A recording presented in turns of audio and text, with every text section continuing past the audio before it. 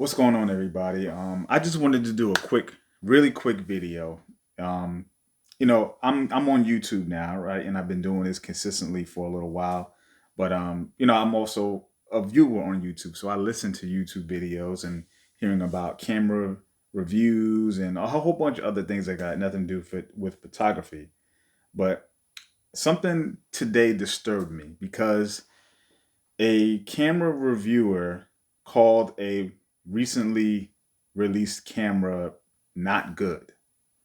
Now, everyone's entitled to their opinion and everyone has different needs.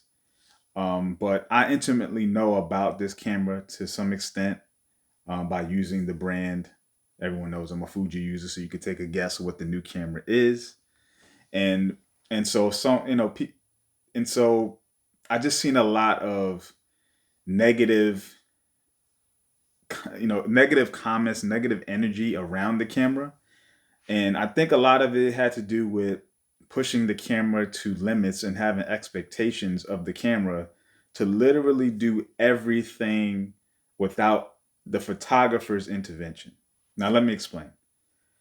The photographer used a model and she moved erratically, and he was basically talking about how the autofocus was not up to par in comparison to other cameras he used. And he mentioned that the eye autofocus and the face detection were majority of the issue.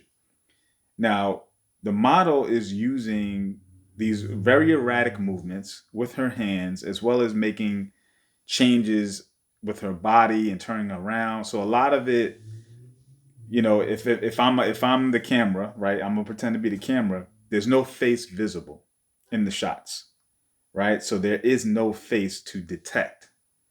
And I think we've become so spoiled with camera technology. Like we literally have cameras at our disposal every day from our phones into the even the most, high tech full frame and medium format cameras.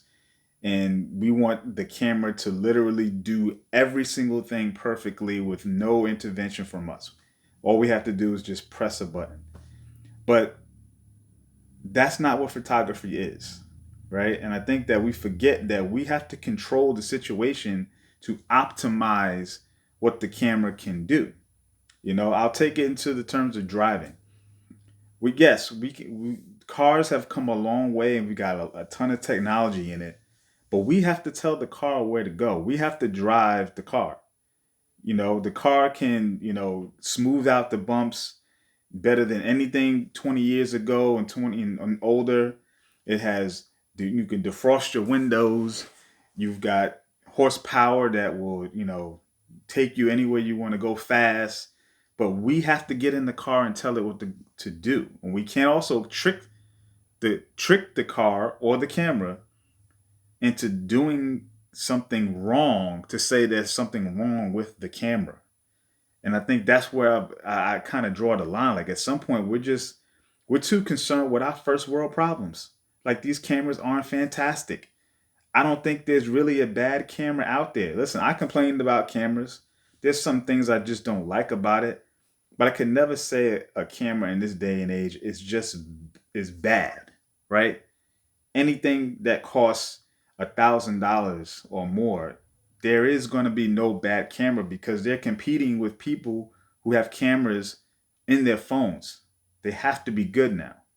And so there's no reason why like might be a camera that's not for you, right? But to say a camera is bad is different. There may be a camera that doesn't perform for what it is that you need to do, but doesn't make it bad, right? Every camera can do everything these days. Every camera can be a portrait camera, an event camera, a sports camera to some extent, and etc. But if you do things to trick the camera to do something wrong, you're going to make it do something wrong because it's not a human being, it's a machine, right? And that's kind of what I was upset about because it will make people look at this person who has a ton of subscribers and think that a camera is not good based on what they tried to do to trick the camera, and that's not correct. That's not what we should be doing. We shouldn't be trying to deceive and deceit, and also doing it just to get likes and subscribers. We have to be honest with each other and really, most people, listen, at the end of the day, you should try the camera yourself anyway. You should not let someone tell you, you know, whether a camera is right for you or not. But to say a camera is bad because of, especially just the autofocus and also the buffer. Let's get back. I didn't mention that. He also literally held down the shutter in continuous with face detect on while a person was moving erratically with no face, to be stood still, and expected the camera to do well. I mean, from what I saw, he took probably in a span of 1 minute, probably 200 shots. Who's doing that? Right? Who's doing that? Who's taking 200 shots in a minute? You don't have enough space and you don't got enough time.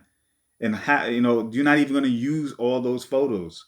I think we have to be intentional. A good photographer is intentional with their shots.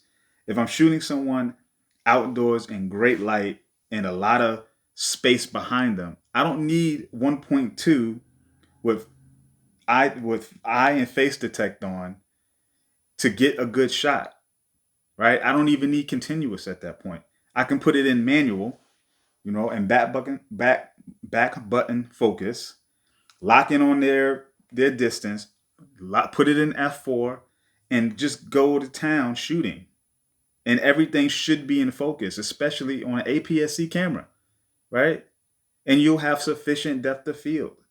But I think everyone is trying, like these reviewers are getting a little bit out of hand, and it's really taking, you got to remember, like 90% of the people who are watching them are not, expert photographers. They might be new to it and they maybe have some money to spend, but then they're hearing about something that doesn't even make sense. And they didn't explain it in a way that would make sense to someone who doesn't know about cameras.